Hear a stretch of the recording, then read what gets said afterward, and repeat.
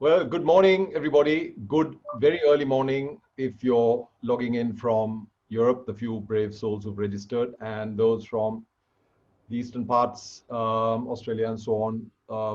Good afternoon. Welcome to the sixth edition of Sri Lanka Tourism Alliance Resilience webinars. We went quiet after the fifth webinar. We honestly were, I think many of us were reaching the limits of our resilience, but we have to power on. The airport opening is delayed, hopefully till November or December, not any further, hopefully. And therefore, we've all been focusing on the domestic traveler. So we thought the timing was right for the Alliance to focus on this very critical segment, which has to keep us going till foreign travelers return. But going forward, we cannot ignore this critical segment. And many of us have understood the importance to our business of growing our domestic segment, even to help during the so-called off seasons that we normally experience. So today's seminar topic is how to attract and gain repeat local visitors right now, because right now is where we need help. So in this special webinar, we'll speak with industry experts and innovators about out-of-the-box ideas to attract repeat local visitors without simply discounting, which may be the easiest thing to do, but that has significant shortcomings, as as we may be discovering, in terms of getting prices back up and in terms of meeting operating costs. A quick word about the Alliance. Membership, as you should all know by now, is entirely free. It's open to all involved in tourism, whether it's here or overseas, if you're involved in Sri Lanka tourism, and companies and individuals can both join. We have well over 1,000 members already, and the number grows by 15, 20, 30 per day. Our objective is to drive sustainable tourism visitor growth, benefiting absolutely all segments across the country, with a few higher impact initiatives, collaborating with all existing industry associations. We announced during the last webinar that we had launched our new website, tourismalliance.com. I invite you all to visit that. There's a whole bunch of learning tools, industry views, reports, and when things normalize, we'll be having a real state-of-the-art jobs portal for the tourism industry when we are back in hiring mode again, which probably won't be for another year or so. The big news from the Alliance since the last webinar is that we launched our Locals Love Sri Lanka initiative. This applies to our silver members, that is those who are registered accommodation providers. We have over 120 offers already on there. They're coming in daily. This is entirely free. We take no commission, and we showcase all Sri Lankan registered Sri Lankan accommodation providers offers in a very appealing website. The URL is locals.lovesrilanka.org.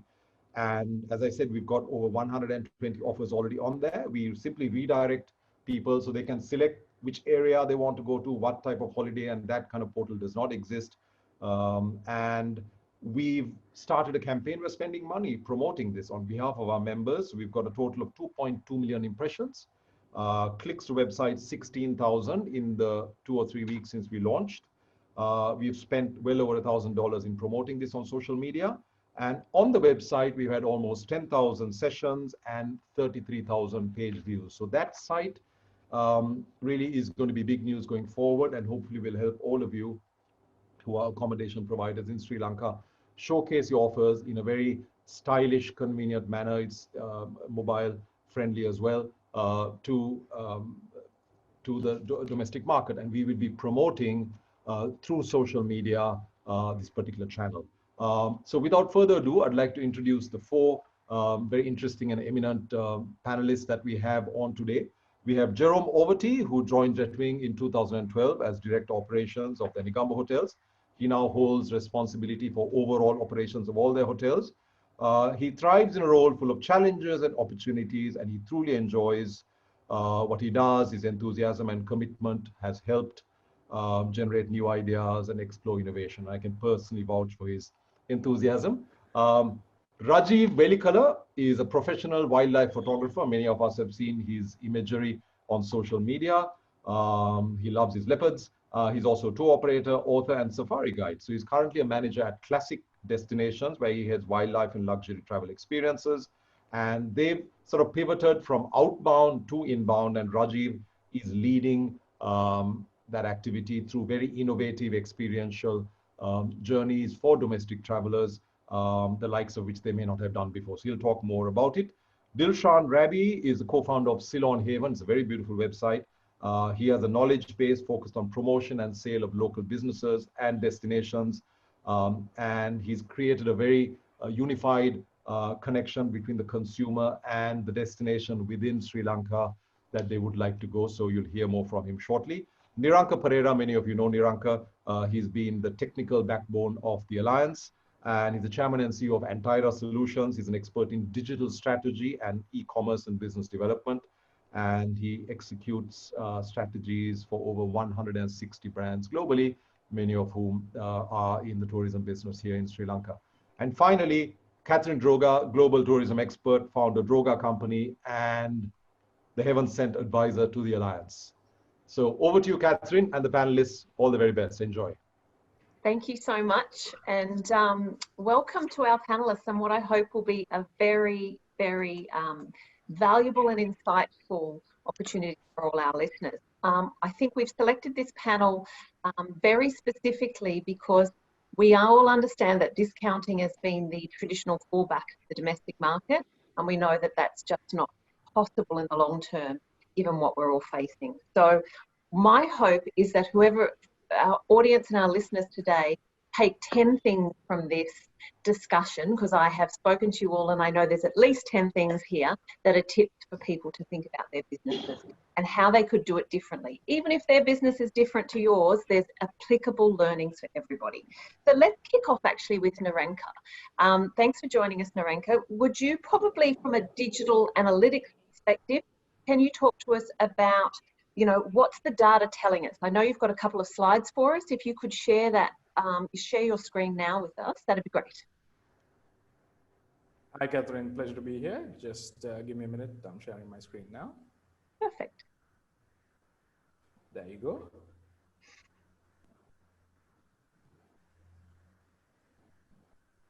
So what are we seeing? What's the kind of data of the last few months telling us? Yeah, so it's very interesting in my opinion, because I think a lot of us working with the tourism industry, we were wondering whether the domestic market would be slow to recover, whether you know, people will be concerned about traveling, whether the domestic market at least will perform, were some of the questions that we had during the lockdown. And I think that has been answered quite clearly. If you can see my screen, if you can see the graph there. So let me take a minute and explain. So these are confirmed bookings of analyzed of close to 50 hotels. And it offers a year-on-year comparison to understand context in booking demand compared to last year versus the previous year from that as well. So you could see that April, May essentially was more or less completely non-performing. There were very few who even made forward bookings for June, July, August, because there was a lack of visibility on when the country would be opened up. Every, I think, other week we were told it'll be 2 weeks later from that sort of thing. But when the country started opening up in May and things came to some semblance of normalcy in June, there was an absolutely massive spike of 100+% of pent-up demand, where everybody just wanted to get out there and explore the country.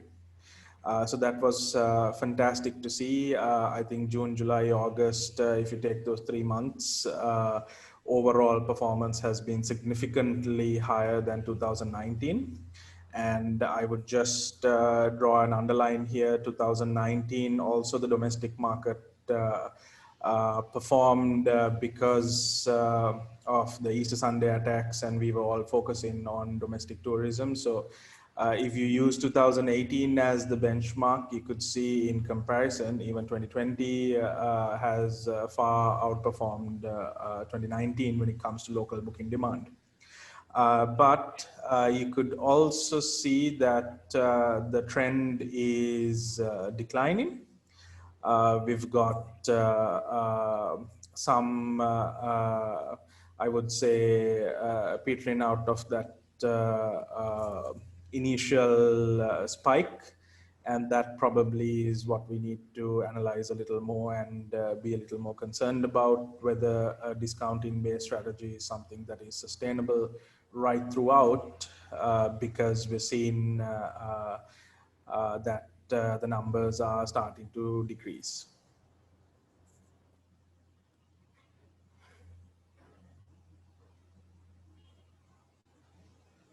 Okay, that's great, Niranka. Are you going to head to the next slide so we can move into the next one?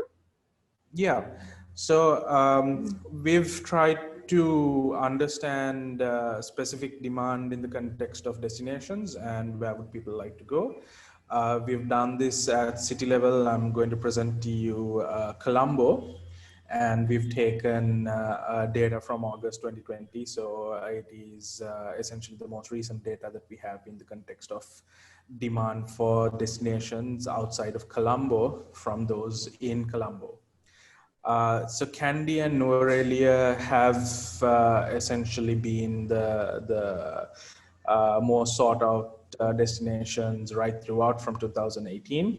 But you can see there have been variances in Bentota and Yala. They have been, or rather become significantly more popular. So this is an analysis of 41,000 search terms of how people in Colombo are searching for accommodation and travel related experiences from Colombo.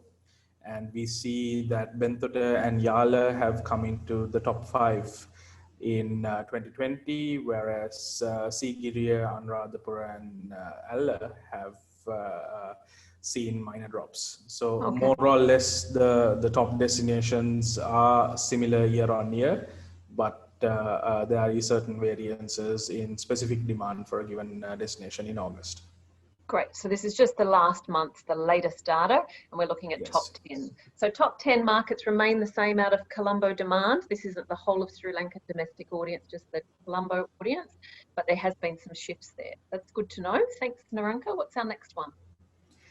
Sure. So what do we want to book, or rather what are people searching for, is something that we've been looking at. And before I actually talk about the numbers, I just want to offer context into what these numbers mean. So this is a year-on-year comparison of August 2020 versus August 2019. And what we've tried to identify is in the accommodation sector, what type of categories seem to be in demand more recently as at August 2020.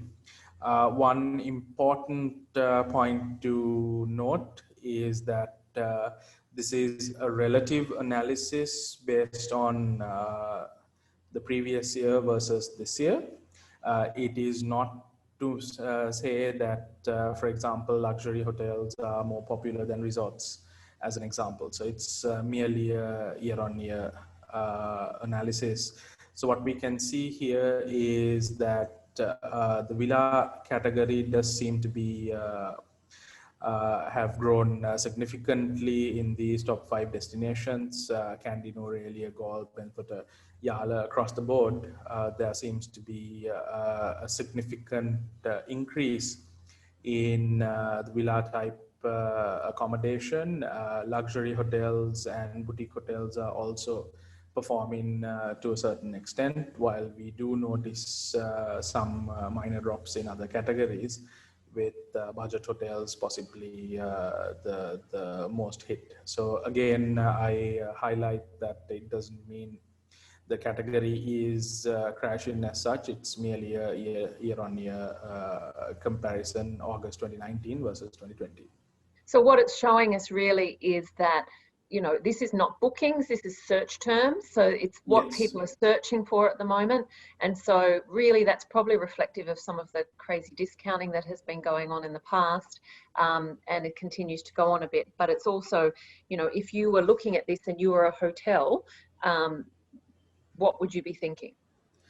Yeah, so I think the common something rather common that comes up in most of our research is that there are certain categories of accommodation which more often than not seem to be out of reach for the domestic traveler or the mass market domestic traveler. So villas, luxury hotels, boutique hotels are typically considered to be a little more expensive, and they are smaller properties catering almost exclusively to foreign audiences in the past.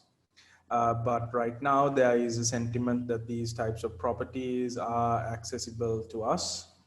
And because of that, there is potentially one of the reasons why we are seeing this shift in demand trend. The other is possibly due to smaller spaces, safety standards, avoiding large crowds, that kind of thing. Okay, that's good to note. Thank you. And we'll continue more about what people can be doing, etc. And again, this isn't volumes of bookings. This is just some relative search increases and decreases. Okay, Yes. what have we got next? Yeah, so just one more talking about the type of experience people are searching for. So honeymoon and romance, this again is a comparison year on year. Honeymoon and romance is up, but in the context of overall demand, safari seems to be a huge space. Accounting for almost 50% of defined experiences. So here, if I offer you some context, this is not a basis to compare, saying safaris are potentially more important than let's say surfing. What it means is, in the context of defined experiences where people are going online and specifically saying, I want to book a safari in Yala, best safari hotels in Sri Lanka, those kinds of permutations where the intent for an experience is understood. Safari is the most well-defined, accounting for almost 50%. Year on year, there is some slowdown visible. Honeymoon romance is what's really seem to be taking off these days. So this also potentially, because with the lockdown and all that, a lot of weddings were postponed, a lot of, I would say, celebrations were postponed, and probably a take up of that afterwards. Okay, that's great. Thank you, Niranka. We're going to deep dive into some of this data a bit more now with our panelists. If you can stop sharing, is that what we're doing? Oops. Sorry. Are we good? Yeah. Okay, we're back. So I would now like to just kick off with probably Jerome. We saw a few of the bits and pieces there on that huge spike in domestic demand. So from a Jetwing perspective, I'd love to get your insight on how are you performing overall at the moment, considering your significant footprint? Right, well, thank you for having me first on the panel, a pleasure. And I can only vet Niranka's numbers, which I'm going to support in what I have to say. As you know or may know, we have 30 properties located across the main destination on the island, right? So consequently, I believe we have a fair understanding of what's happening throughout the country with the various locations we have. And sadly, the business has been affected everywhere, obviously, right? But if we look in terms of occupancy, I feel that it's not time anymore to talk about percentage, because they don't mean anything. When you have 127 rooms and you say 5% occupancy, well, you got to calculate that quickly, doesn't mean anything, and it's depressing. So we tend to look at it in number of rooms occupied, and if you take that example, 127 rooms, it's a 6-room occupied. So that gives you the perspective of where we stand. 6 rooms in a hotel of 127. Well, one can imagine that it's even more depressing, but at least it shows the reality and where we stand, right? So going to the domestic business, and I think that's definitely the direction that we are all going. I think there are three folds in the market. One is the local FIT, right? So the local Sri Lankans. Number two are the foreign residents, ranging from embassies, people working in companies, people like me, and so on. And third, which is quite an important one, is the corporate companies. Because one needs to understand is that as much as we're doing very bad, those guys out there are not doing that bad. If you look at the consumer goods, like, you know, company like Cargill's, for example, right, they're doing quite well because the domestic market is there and is buying. So these are people that we can tap on definitely, or business we can tap on. The local FIT and foreign residents are more a weekend business. Yep. Whereby the corporate companies is something that we can focus a little bit more on the weekdays, right? Where they bring their staff to entertain or to have conference meetings, things like that. So at least it helps a little bit on the weekend. To go back to Niranka's numbers, I confirmed that there is more interest in smaller properties, definitely. Honeymoon business, we've seen that rising quite drastically, so that really is confirmed by the numbers. I suppose smaller properties, yes, it's more intimate, less people, more secured, and so on and so forth, I suppose, in people's mind. Larger properties are on the weekend, right, where the masses are going and benefiting from the reduced price or more affordable price. And interestingly as well, the longer distance properties, such as we have properties on the East Coast, we have properties in Jaffna, we have properties in Yala, and they've been quite popular because I think people are taking the opportunity to say, well, let's make that long trip that we never made before. So this is in general on the domestic market. Interestingly, Yala, our hotel in Yala, Jetwing Yala, has been extremely popular since day one, since mid-June, that when we reopen, every weekend is absolutely full.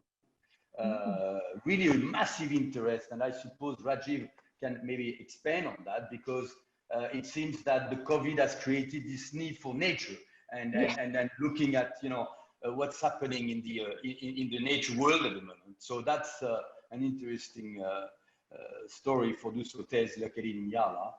And lastly, if we take Colombo, because we only have one unit in Colombo, so that's the only one I can work on. Rooms is a disaster, very, very difficult. But on food and beverage, that's quite interesting to see that we have had quite great success as long as you've got a proper food and beverage outlet and something which people want to go to, people are coming. And we've seen that in various five-star hotels as well, that there is a demand there. People are eager to go and do something in this hotel. But the room business in Colombo is a disaster. Yeah. In it's definitely a mixed bag, isn't it? And so I think there's some definite learnings. So Rajiv, it would be good to go to you now a little bit. And Jerome touched on, you know, like Yala and their increase there. Just tell us, obviously classic Sri Lanka, tell us a little bit about your business, and obviously very reliant on international prior to this. So what's happened with you guys? Yeah, so as everyone knows, we have zero input from the international tourists. But the thing is, the way we thought is, okay, we have a strong local market as well. How that came about was because myself as a wildlife photographer, I started taking local enthusiasts, wildlife enthusiast photographers overseas on safaris to Kenya, to India, different parts of the world. And I gained quite a good client base in Sri Lanka as well. And, you know, people who are really fanatical when it comes to travel as well as wildlife. So when things closed up, you know, obviously a lot of my overseas trips were canceled as well. And people just want to go out, see the wilds. And I just stepped into the current client base, which I already had. And for myself, as well as my teammates, we do international tours for wildlife as well as adventure. We do treks to Everest Base Camp, to Kilimanjaro, to Annapurna, so different places. So So my colleagues, as well as myself, tapped the existing market and existing demand. And we started creating unique experiences when it comes to wildlife and adventure in Sri Lanka. So that's where we are at the moment. How's it going? So what are you offering? What sort of things are you offering, and how's it going? Things are going pretty well. We'll be pretty busy most of the months. We each from the adventure side and wildlife, we have a total of around 6 to 7 tours every month combined, and it's pretty busy. Keeps us going, keeps us motivated as well. And the thing is, who's going? What's the audience locally that's finding this kind of wildlife? Is it very broad or is it very niche? So when it comes to wildlife, it's mainly, it's quite a mixed bag of, people from different age groups. We have, participants who are in their 70s or 80s, down to kids who are, 9, 10, 11, who really want to learn and, experience the wilds of Sri Lanka. And when it comes to the clientele as well, there's quite a few segments. So you get the serious photographers and the serious wildlife enthusiasts who are very fanatical, and they love going. They have the same bug as I do, the safari bug, which I call it, and they keep going. They want to go every month somewhere, maybe Yala, next time it's Wilpattu, then after that maybe it's Min area, so something like that. But then also you have the casual, traveler who may have never been to the wilds and loves to experience it through the eyes of an expert, because rather than just booking and just going on their own and just going around in the Jeep without any interpretation, they rather go with someone who can, host them, guide them, organize everything for them. Then you have, of course, among them, you have the kids also who had never traveled before. I think the world is new to them. So you're segmenting your tours in different ways for different parts of the domestic audience. Yes, I do. But of course, when I do organize a tour, it's open for anyone. So I don't, I limit saying, okay, this Yala tour is for photographers or this Yala tour is for casual people.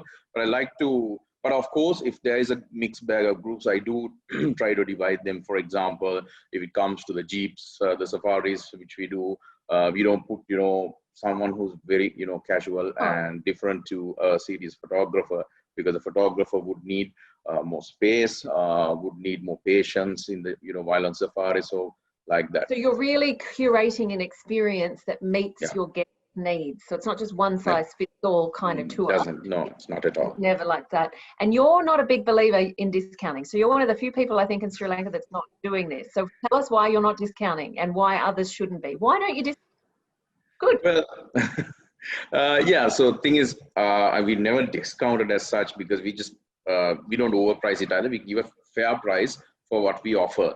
And we believe that the services, besides the book, if you look at on paper, it's just the hotel and the Jeep, right? For example, but it's more than that. The experience, the time and care which myself and my team takes into creating a program. For example, when it comes to adventure, the lens my teammates take to ensure the safety and assure the safety side is quite a lot, and you spend quite a lot, and we do spend a lot on manpower as well, because when it comes to adventure, you need a lot of support staff to get things done, the logistics to get things done, and we don't cut corners on those. You can cut corners and do it, but you're dealing with a human life, and their lives, end of the day, is our responsibility. If they're doing a trek, you're physically out in nature. So we have to take those extra measures. And when it comes to wildlife as well, I don't cut corners. For example, even a safari, the Jeep has about 6 seats, but I don't necessarily want to fill all 6 seats unless it's a family who insists they want to sit together, because you want to give space. One is for the sake of social distancing. We don't want to unnecessarily cramp up, strangers in one vehicle. And also when it comes to that aspect of wildlife photography, even in my tours, when we do go overseas, we don't cramp the Jeep. So it costs a bit more because we do use more Jeeps, more guides. But you see, But I think ultimately you're seeing a demand. So what you're offering the customer at the moment is something that they're looking for, because you're being booked up. So it's like a curated experience that has expertise and doing different things seems to be working. And yours isn't luxury. You don't just position yourself as a luxury brand, do you? You work with all different partners? Yes. So we don't really, we don't actually do any luxury based tours. It's the experience which really matters. But of course, certain months we might partner with maybe a luxury campsite. But the next month we might do the same destination, a different way, maybe a more budget-oriented guest house. And we like using small businesses and properties, especially places we can book out entirely, so that it's exclusive for our group, and also to help single owner businesses as well along the way, because we're all going through the same turbulent experience at the moment. So just to help each other out. That's great. And I think this concept of partnerships is a big one, because if you don't have it, how do you work with others to kind of do that? Thank you. I might just go to Dilshan. You have a different model entirely, in terms of you have joined the tourism industry at a time where people would be mostly staying away from it. So what's your business, and how are you approaching the domestic market? Sure. So thanks again, Katherine, for thinking of us and letting us be part of the alliance. I'll just try and sum up what Ceylon Haven is all about. I would say in a very brief term, it's more of a platform built by locals for locals. How we started it is to be namely called as a Sri Lankan owned and operated booking platform, which mainly focuses on the not so heard of properties, the ones that are not very well established. These were conscious calls that we took very early on, and I'm sure I'll get into it in a bit more in detail. But I guess when we launched it during the lockdown, it was mainly more of a personal sentiment as well, because during the 3 months of lockdown, I think everyone, including myself, our main intention was to get out as soon as possible once the borders opened up. But then a small restriction, or a tiny issue there, was the safety concerns that also came along with it. There was very few focus. I mean, we weren't necessarily exposed to this before. So there weren't proper guidelines or proper necessary processes set in place. So that's something that we got involved in. We did look into how we can curate this for villa operations, because generally the safety standards are a bit wide, or it's a bit too broad for a smaller property. So we took this into account, and we actually launched the platform in June. So we are, I guess, the youngest brand, if you take into account the other ones in the panel. But we've seemed to establish ourselves quite well. We have 70 properties on board as of now. We are in a trajectory to hit 100 properties by the end of next month. And our local model, our local business, I would say, the key aspect that we actually emphasize on is the whole personalization. That unfortunately seems to have been something that has not very well been exposed to the local market. We've always gone with options that are pre-made or available. I think, as Rajiv said, it's difficult to offer just standard off-the-shelf products to every customer, because all our needs, all our preferences are fairly different. So that's really where we come into play, where, I mean, the services or the experiences that were sometimes limited to the elite few, we've now made it widely available to every local guest. When it comes to customizing the menu at your villa, you have a food allergy, you want a completely Sri Lankanized menu, absolutely fine. You request for different amenities, we'll work with the villa owner to the best of our capacity to be able to accommodate that for you. So that's really where we come into play. And also, I guess, the humanized aspect, which I'm sure you've seen on all our branding and platforms. We don't necessarily want to establish ourselves as, I would say, a corporate brand. It's more of a personal one-on-one conversation every time that you talk to us on our platform. And I think this is the point. That's a piece, I think, for anyone that's listening today, is personalization. So you've come into the market to really think about how to think about the local audience and the local nuances of individual bookings, and seeing if you can fulfill those needs. So who's your audience? Who's coming to book? What's the target? There are aspects of where it is kind of wide ranged, but I would say our primary is the demographic between 20 to 35. To be quite frank, our audience is pretty much us ourselves. That's really where we've built the brand around, a brand which we would like to interact with, a brand where we would like to do business with, something that we would want to engage in a commercial capacity. So that's really where the Ceylon Haven brand kind of is built around. And I guess that's our main demographic. The ones, it ranges in terms of group size. We've had from 4 up to even 20. But our primary audience has been the younger, the crowd that has wanted to travel a bit more, the travel enthusiasts. As a group. As a group. kind of, yeah, okay. So it's a group crowd. Okay, and in terms of, I mean, a bit of a controversial question to throw in there. So villas are often foreign owned, correct, in Sri Lanka. So how is that delivering an economic benefit to the local communities and etc.? How does that work? Is all the money going offshore, or is there a benefit? Absolutely not. So most of the properties, like Niranka said when he started off, these were very exclusive for foreigners. So the prices have been cut down significantly for them to be affordable for the locals. But this is not to say that they are operating at a loss. That's something that we said very early on when we met these property owners personally, because all the villas are ones that we have visited personally and which we are comfortable with recommending to a guest. So when we did have these first initial meetings, something that we advocated was do run the property at a certain margin, do have a profit, because end of the day, you need to be able to pay your staff. And your staff is from your local community. Because the villa operates completely different from a large establishment.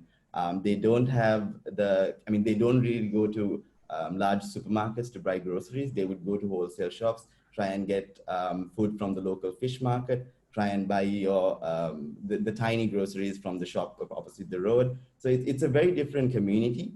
And when our guests actually visit the properties, we've been able to speak to restaurants around those properties and offer our guests certain like a more personalized experience. If you're a Ceylon Haven guest, you will have a reserved table, or you'd probably have a bit more of a, I would say, interaction with the restaurants. So that's been able to help the restaurants around as well. It's been very fun to watch between the span of 3 months. One of the villa owners who is actually which is actually owned by a foreigner, is currently donating 5% to a charity in Welikala with every booking that we bring into her. There's actually another villa manager in Gaul who was able to bring on his wife on board as well, where she comes to the property and she gives the guests an on-site cooking experience. So it's generated a little bit of extra income for their family. That's kind of how it works. And I guess the money has always been, it's been in the community. It's been generated to, there has been a certain effect where we've brought the money back into the community. That's good. Okay, that's good to know. Niranka, I would like to go back to you now in terms of the slides you presented before. What do you see is, we've seen that discounting isn't working. We know that businesses, and you work with over 100 in the tourism sector, are needing to do different stuff. What are you seeing as the opportunity for our audience in terms of how to work in the domestic space beyond discount? Sure. So I think discounting is working and has worked, but the reality is whether it's sustainable. As we see in the context of the trends that I shared previously as well, the numbers are starting to normalize. Those who just couldn't wait to get out and explore have now probably gone on 2 or 3 vacations. And whether how attractive the discount is that a reason to spend again and travel? Those are the questions that come up. So something that I've been advocating quite a bit is productization of your offering. And while I talk about that, there is 2, I would say, specific concepts around that I would like to elaborate a bit.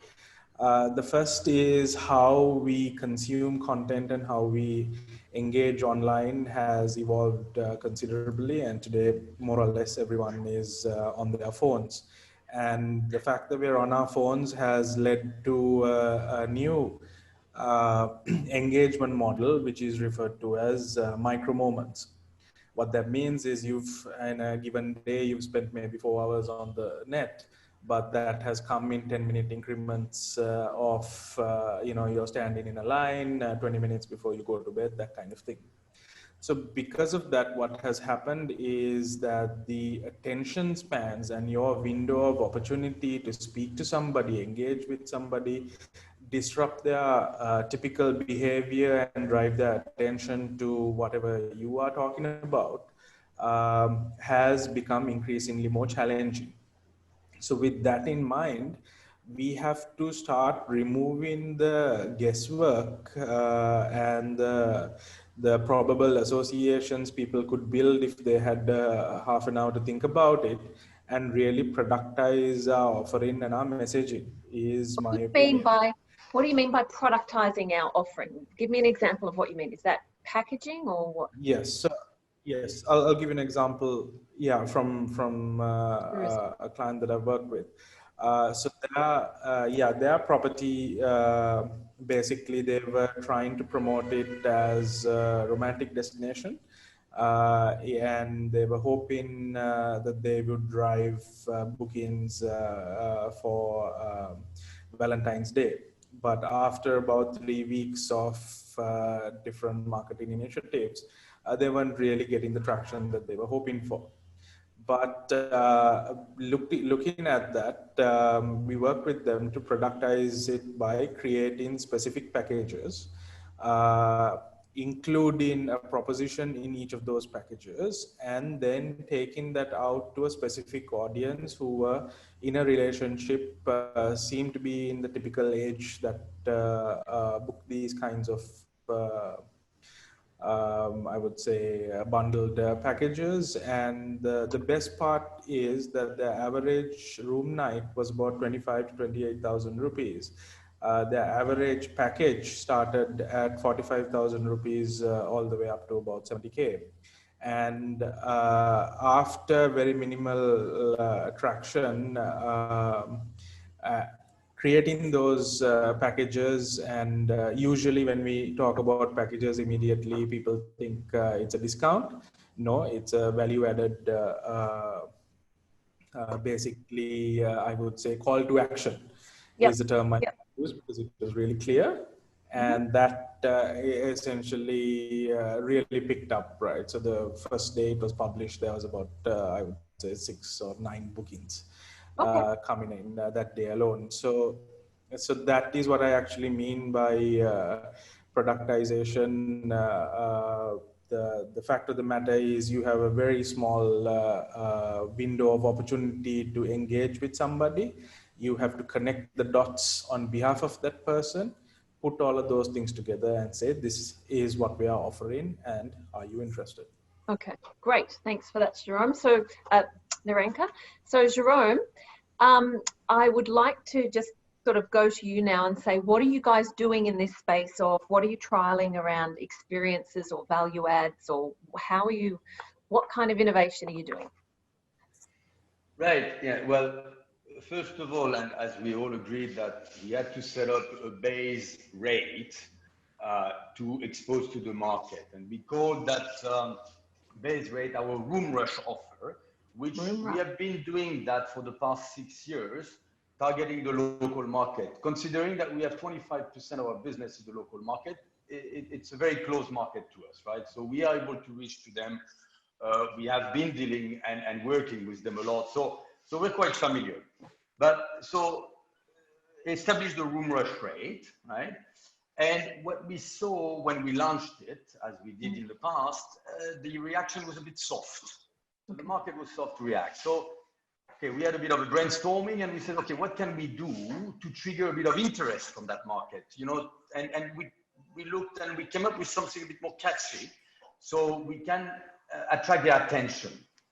And we had 3 different offers. Why 3? Is because you need to make a plan of a strategy for the next few months. So you can't be repeating the same offer regularly. You need to come up with something. So the first one we did was a limited time offer, which worked extremely well. Basically, you have 2 days to book at a slightly lower rate than the one that we have publicized, right? But you only have 2 days to do so. And it was amazing to see the reaction through the reservation department and so on and so forth. So then, as it worked well, we said, okay, let's come up with something else 2 weeks afterwards, but that was called Book Against the Clock. Very similar concept, different name, with a bit more different, catchy. And again, we had people at 12:01 on the day, Book Against the Clock, who were booking. So it was 12:01, 1 minute past midnight. So you create that sense of urgency and that excitement a little bit. It becomes a game in a way. So that was something which worked very well as well. Then we came up with one which is called Book Now. That is a very short-lived period. It's a Tuesday. You can see that your weekend is not doing well. If you book now, you get something. So I all understand this kind of issue, but at the beginning, we really needed the market to react. You know, like you start a fire, you need to have sparkles at the beginning. So that was the first reaction we did. Then we came up with more general offers, and then, okay, due to the fact that we have multiple location property, it was quite easy for us to come with what we call a combo, a bit like in a sandwich, you know, if you go to the combo sandwich, but at least you take 2 properties and you get a deal by taking the 2.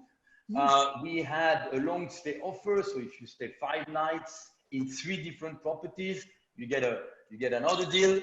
And of course, without forgetting the corporate segment.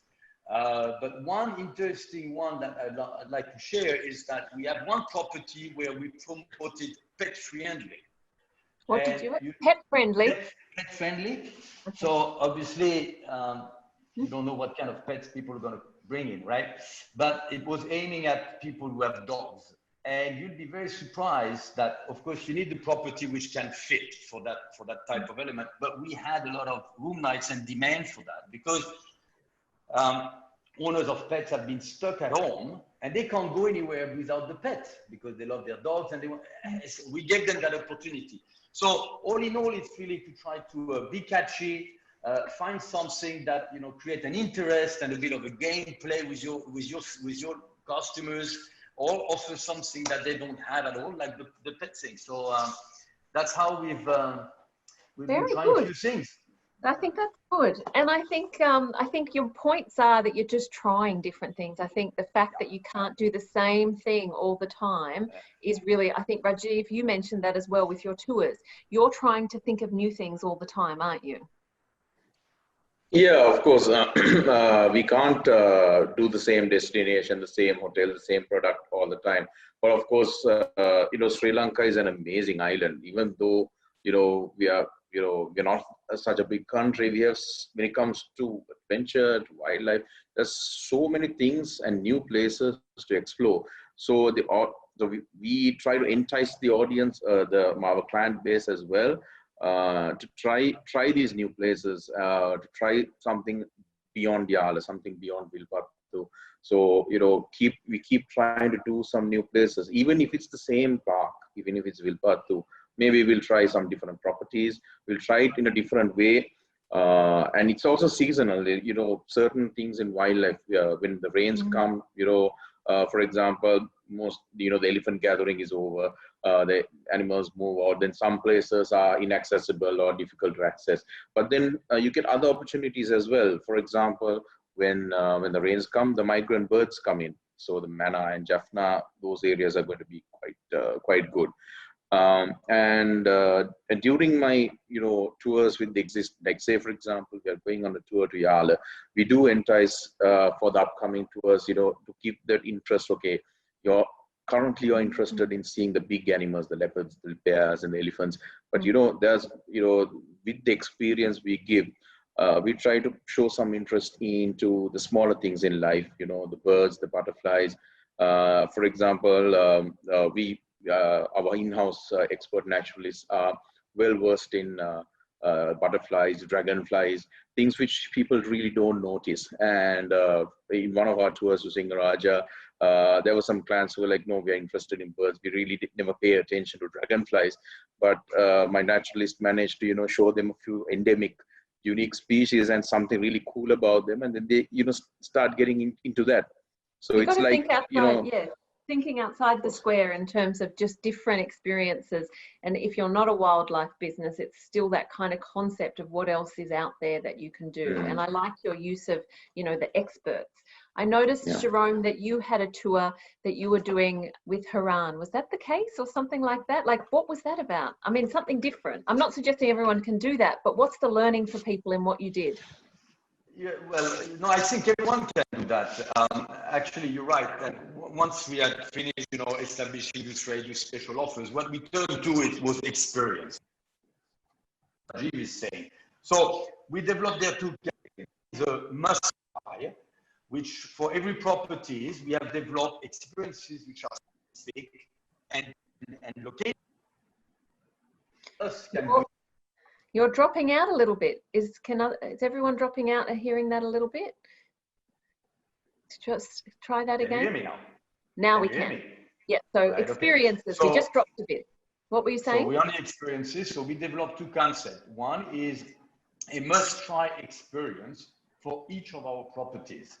So this is an experience which is property-based. So if you're in Sigiriya, we all know about the rocks. So forget about it. We're not going to promote this, but we're going to promote what can you do in our property. So for each and every property, we develop these experiences. You choose what you want, and you'll have the experience when you come to the hotel. So that's one aspect. The other one, which was, I think, a very clever one, is you know that the owner and chairman of the company, Niranka, is certainly a figure in Sri Lanka. And he has come up with this idea of being the host of tours. So he's presently doing one as we speak on the East Coast, targeting our properties on the East Coast and all the activity they are to do, but it's led by a figure. So like Rajiv has, you have your specialist in the area of dragonfly, we have our naturalists in our business, but as well bring a figure, bring an element which is, you know, bringing any reason why you should go there. And what we realize, of course, a lot of takers, but as well, for example, the tour for Jaffna, which is scheduled on October 4th with Iran, has brought up as well some interest from the market saying, well, we would like to come, yeah, but the tour is full. Well, never mind, would you do another one? And never mind, it's not Mr. Kure because he can't be there all the time, but we would like to have, because they're a bit afraid to go maybe to destination that they have not seen. They want somebody to guide them. And of course, having a figure to do so really helps. So these are two experiences additional. So based on experiences now rather than just pricing. Yep, fantastic tip for people that are listening. I think it's a really good one and I'm glad to see it's working. Niranka, let's move now to everybody's marketing and communication strategies for the domestic audience. So what are some of our, you know, what do you say that businesses need to be thinking about specifically when they're trying to communicate these offers to the domestic audience, being a different segment or a different audience? What's the thing that you think they need to be focused on? Yeah, unfortunately, I do come across this quite a bit where there is a mindset that the Sri Lankan audience is just like one homogeneous entity, right? But the reality is the same way that we spend so much time and effort crafting messages for foreign audiences, we need to invest that time and effort in speaking to the local domestic travel market as well. So if I just use two separate examples and again from the online perspective, as I think Rajiv also touched on this, the amateur photography scene in Sri Lanka is increasing significantly. And to quantify that, we looked at the kinds of semi-professional cameras that amateur photographers would purchase, and we looked at demand for it, how it has grown in the last 2 years. So there's almost like a 53% demand increase in people looking to buy higher end cameras used by photographers, right? If you go on to Facebook and profile based on interests, you find in Colombo alone over 100,000 people saying that they are seriously interested in nature photography. So when you have these tools available to you to identify that there is this specific audience that is interested in photography, and when it comes to nature, animals, and in nature, if you look at most of our properties, there is some semblance of that brought in to that offering, you can really tailor your message to this audience and create a value proposition specifically to that audience. And that is something that we don't see happening too often, where you are, for the local market, it's usually full board per person, double sharing. That's the message that everybody puts out and promotes across the board. But you really don't see too much value creation going after these specific segments. So if you take the online population alone, purely speaking from an online perspective, there is close to 6 to 7 million people online, and we have the tools to be able to tailor this messaging. So there is 4 to 6,000 people every month apparently celebrating their anniversaries, as they've mentioned on Facebook. So do you have a long-standing anniversary or romance-related offering that you can specifically cater to these people? So that, I believe, needs to be a top priority, tailoring your message to specific segments so that you immediately communicate a unique value proposition and you connect with that audience in terms of value.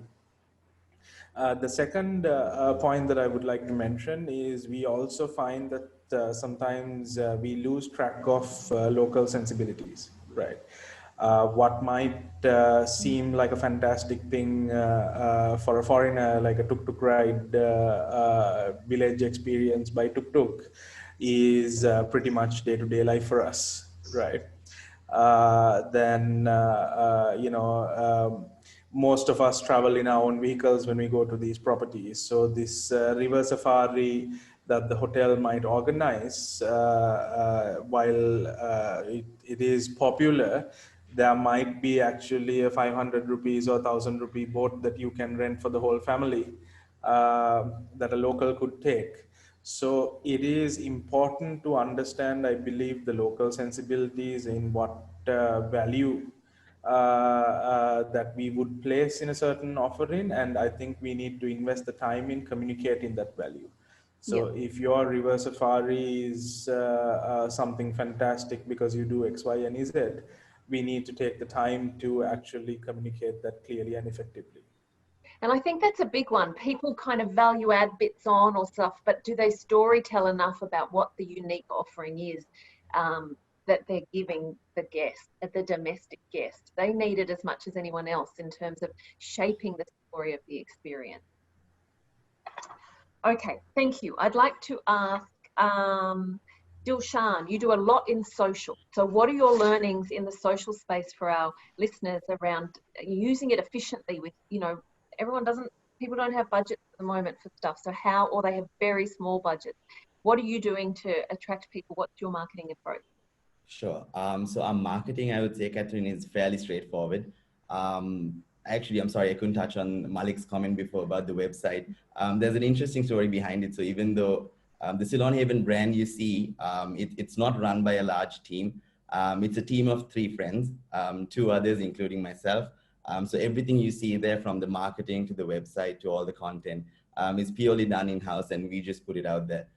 We do not have the large budgets nor the means to actually hire resources to be able to do this for us. What we do is just stay true to what we actually believe in. The brand that you see, Ceylon Haven, is actually something we built because we believed in the premise that it was built upon. It's something that we wanted to just put out there, and we felt that others would appreciate the same sentiment, which I think with the 1,200 guests that we've been able to accommodate so far is a testament to say that it's actually true. It's nice to be able to build your brand on par with international or regional super brands, but something that's also important is to stay true to the roots and to be a brand that actually understands the IOs and the UMBOs when it comes to booking a villa or booking a destination. So that's actually something that we put across in our communication all the time. Even when someone does come in touch with us on any platform, if Katherine, for yourself, for example, if you'd ask us, does the Hiri house in Ahangama have a kitchen? I'd like to cook breakfast for my kids. we'd probably respond by saying, yes, Katherine, not only does it have a kitchen, but it has a stove with 8 burners. So you could cook 8 omelets if at all. So that's really the communication that we want to put across and the marketing that we believe in. And yeah, that's pretty much how so it's personalization, it's tailoring, it's authentic. Are you utilizing the channels for targeting? Is social media good for people to be looking at from a targeting perspective? Are you hitting people in those Facebook and Instagrams for conversion? It is, absolutely. I think we definitely do not go into the level of depth or detail that Niranka mentioned, which we would like to go to in the coming future. But right now we do run campaigns for girls only, targeting a girls only trip, because our villas are able to accommodate and give those sort of safety standards. So we do go down to the niches of advertising to be able to tailor make our campaigns and advertising according to different segments. Instagram definitely is our largest channel at the moment. Facebook does drive a lot of awareness. It's been our largest in terms of inquiries. But if we boil down into number of conversions and the booking size, I'd say the audiences we've been able to capture on Instagram have been far more lucrative. Great. Okay, well, that's good to know. Thank you. That's a good tip. And Rajiv, you've been using social as your channels as well, but you also use WhatsApp. Has it been effective for conversion or awareness? It's been very effective, Katherine. We've really not done any traditional advertising for the local market since post-lockdown.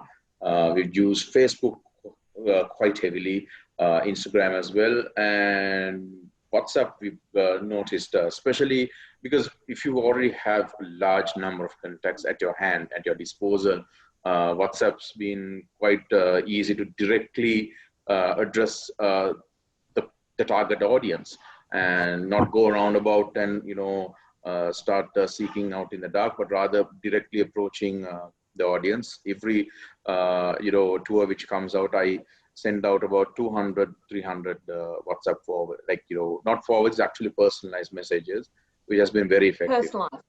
Yeah. That's good to know. So it's re-engaging. I'm mindful of the time, gentlemen. So my last question for you all is, and I'll start with you, Jerome, if for our listeners today, we know it's really tough and we're not pretending that this is not the hardest time in tourism globally and in Sri Lanka, what would be, from a domestic perspective, what's your biggest tip at the moment for businesses from the domestic side that you think for them to think about or to take away from today's discussion? Just one. Actually, I would love to have the answer on that, but just one is maybe difficult, but just don't give up. Don't give up, be patient. We're coming back, market will bounce back. That's not a problem. Make sure you've done everything possible to look at your expense and the control that you need to put in place so you can survive in that environment. The main thing is, do not wait for business to fall. It's not coming to you. You go and get there. You have to go out and get it. And there is a lot of business there.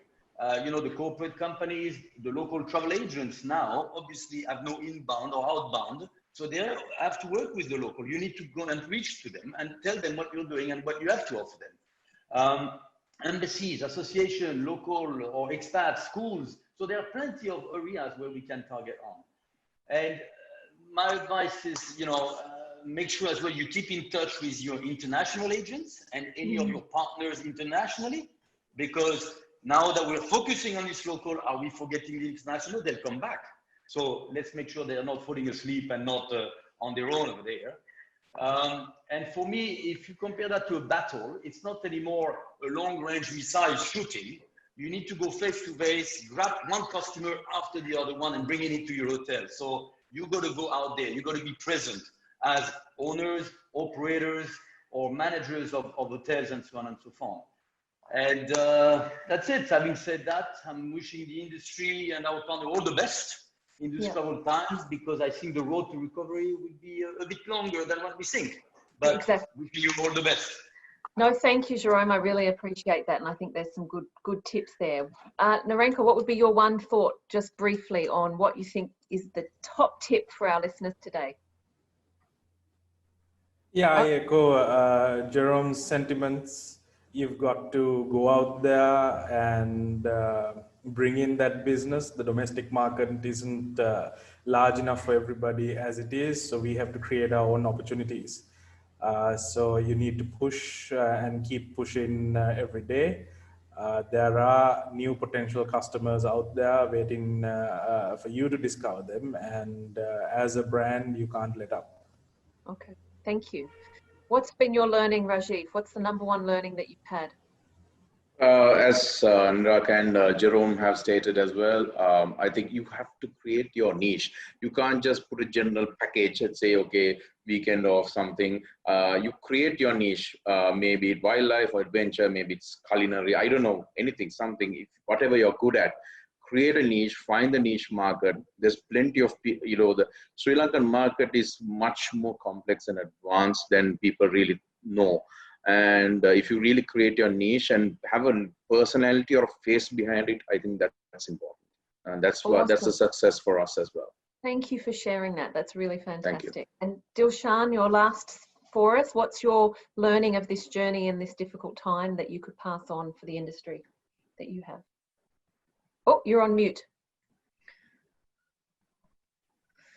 Sorry about that.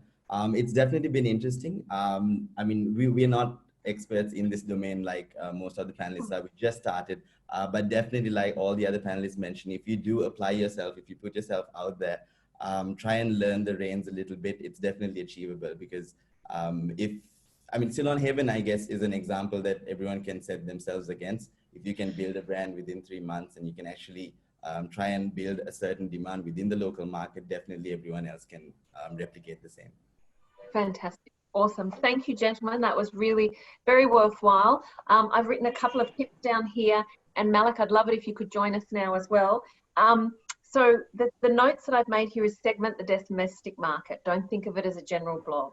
Think about productizing and experiencing bundles, different themes, different reasons. Time-limited offers is another one. Make it easy for the consumer. You know, think about what they're looking for. Partner with someone who's doing something well in the industry or in the market. If you don't have the add-on, find someone that's an expert to partner with them. Segment your market and look at social channels that that you can look forward to. Keep evolving and innovating. Keep trying new things, testing and learning. Storytell your offer as much as you can. You storytell to your international market, storytell about what you're offering to your domestic market, and think local. Think what the locals are wanting. We're so used to thinking about the foreigners. Let's look at the locals and really tailor that opportunity. So thank you for your wisdom. It's been a great panel. Really appreciate it. I'll put that back to Malik. I'm not sure if we've got time for questions today or whether we'll post some of them later. Over to you, Malik. Yeah, I think if there are a few insightful questions, but we'll respond to them offline and on Facebook. Thank you for this really insightful panel. Hats off for what all of you have done to survive and to grow, and to Katherine also for an amazing job guiding the line of questioning and so on. I think it's funny that locals are discovering Sri Lanka after the tourists did. We're going to the same places, we're enjoying the same experience. After all, humanity, there isn't a huge difference whether you're Sri Lankan or Russian or Dutch in terms of what you like. So Sri Lankans have this opportunity now with improved rates and with the more targeted promotions, like some of the programs that Rajiv is doing, to discover our own home. And the experiences that they didn't think Sri Lanka could offer, whether it's safari or whether it's culture, whether it's learning to surf, and also with the level of interpretation that is now being offered.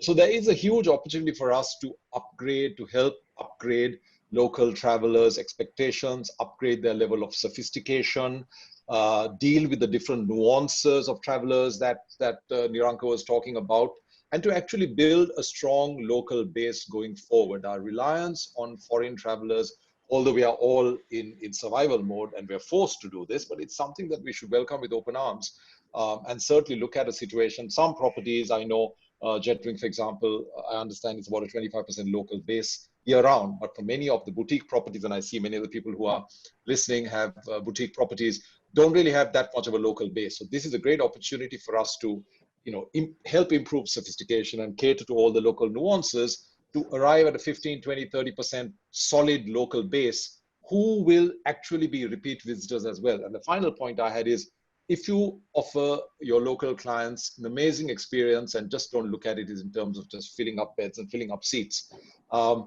filling up restaurant seats, is that they will come back. And unlike foreign travelers, they can come back at the drop of a hat for a long weekend. So that's something we really should focus on. So that's really my sum up. Thank you so much to all the panelists. Before we go, please remember locals.lovesrilanka.org. Please visit that link now and see what the Alliance is doing in showcasing all our local accommodation providers' products, and sign up is free. Please send your offers in to us, and don't forget to sign up for membership of the Alliance, which is entirely free. Any of you who aren't already on there. So thank you so much. Thanks again to the panelists and to Katherine, and have a great rest of the day. Thank you, everybody. Thank you. Thanks, everyone. Bye. Bye, everyone.